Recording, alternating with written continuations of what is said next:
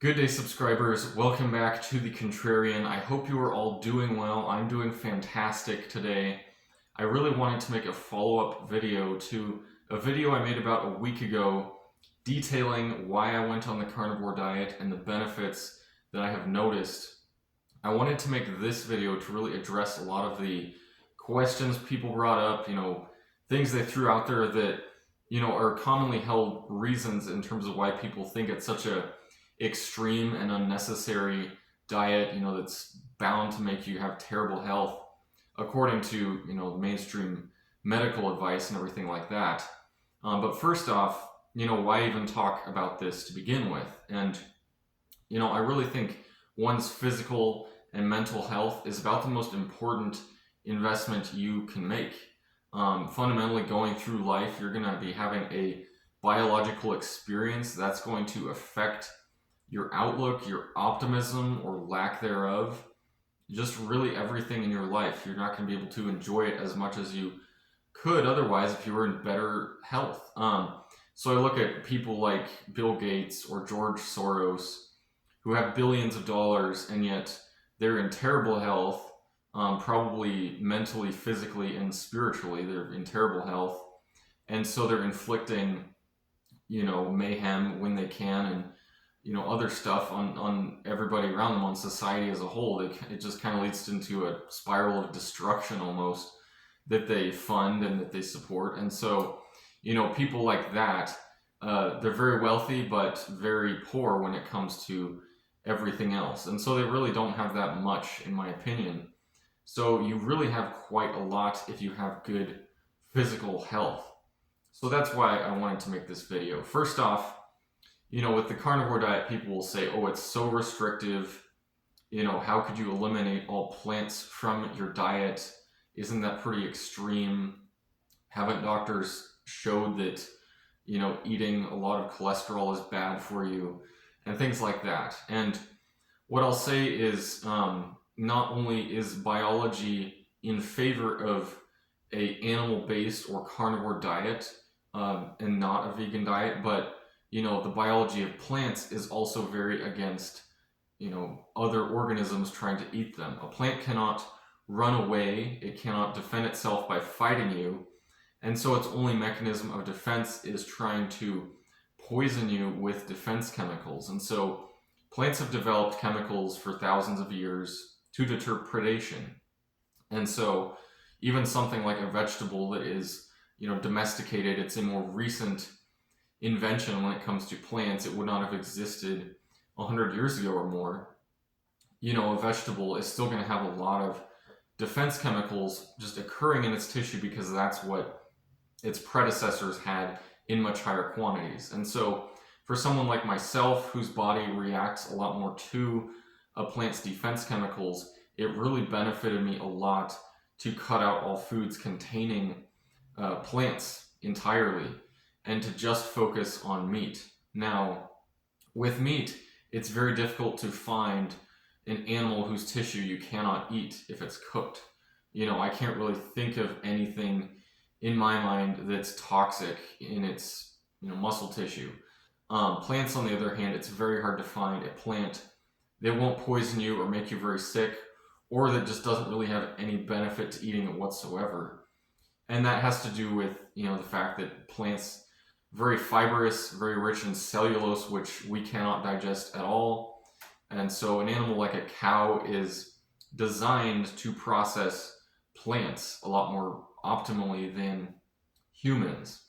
Humans throughout millennia have been facultative carnivores, so we tend to prefer meat. We prefer meat over plants. And yes, people thousands of years ago did eat some plants when they had to.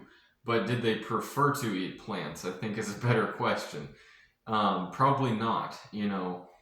Just being a hunter-gatherer, it's a lot harder to get 2,000 or 3,000 calories finding plants than it is to just hunt down a massive animal and you have weeks worth of food for dozens of people, So humans have eaten meat for millennia, and our bodies optimally function when we eat meat. And it's more noticeable for some people than others. So for someone who doesn't have as much reaction to plant defense chemicals, they might go on a carnivore diet and they might not really notice many benefits. Whereas someone like me, where it does impact me a lot to eat plant-based food, I noticed a lot of benefits very quickly to trimming all those things out of my diet.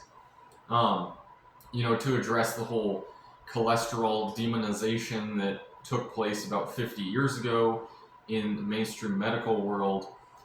Basically, all of those studies have been proven to have just been propaganda, basically funded by all of the processed food and sugar-related companies, of which there are actually a lot, that benefited from convincing Americans that not only was their existing diet harmful, with eggs and bacon and everything like that, with all the, toxic saturated fat that was there, but they should switch their diet to eating something like Kellogg's or another refined carbohydrate that, in fact, has had the exact opposite effect.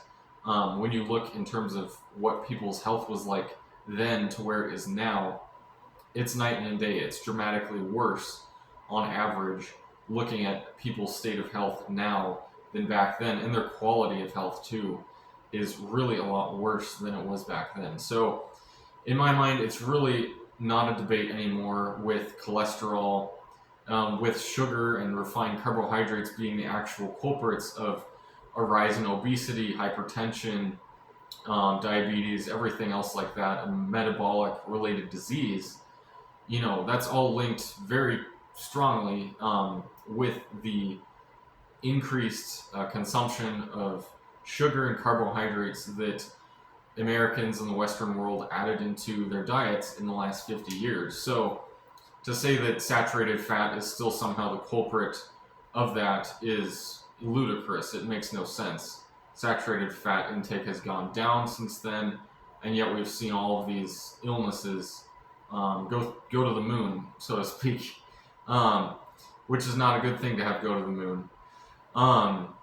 But all this being said, I really wanted to make this video just talking about why the carnivore diet works, why such a simple diet works very well for people, for our bodies to function optimally, feeding them just the nutrients that is most bioavailable, that is, requires the least energy for our body to process and access, and that doesn't contain any defense chemicals, just toxins that our bodies are going to have issues with. That is why so many people have had massive benefits with the carnivore diet or an animal-based diet, adding in some fruit here and there. It's not just me. There's so many people out there will say the carnivore diet was the best decision they made with their health.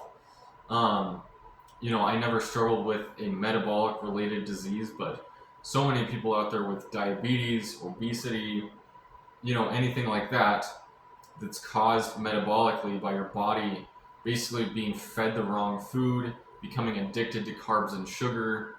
At a certain point, people become addicted to just eating refined carbohydrates, and conventional dietary advice does no good with that. You just cannot tell an addict, hey, don't drink 10 beers a night, or over the weekend drink 2 beers. An alcoholic cannot limit themselves, and likewise with food, so many people cannot limit themselves when it comes to binging on carbs and sugar. So, that's why the carnivore diet in some cases is really the only successful way that people have found after trying so many other diets and failing on them. It's just, our biology unfortunately driving us to eat the most calorie dense foods we can. The reason why the carnivore diet works so well is you're satiating your body with fat and protein, which it's very easy to satisfy your body with that. So it's basically impossible to overeat on a carnivore diet. I have not seen it done ever. I've never heard of that. Eating fat does not make you fat. However, eating lots of carbohydrates and refined sugar very much so does make you fat. So, all this being said, none of this is to be taken as personalized medical advice. I'm not a doctor.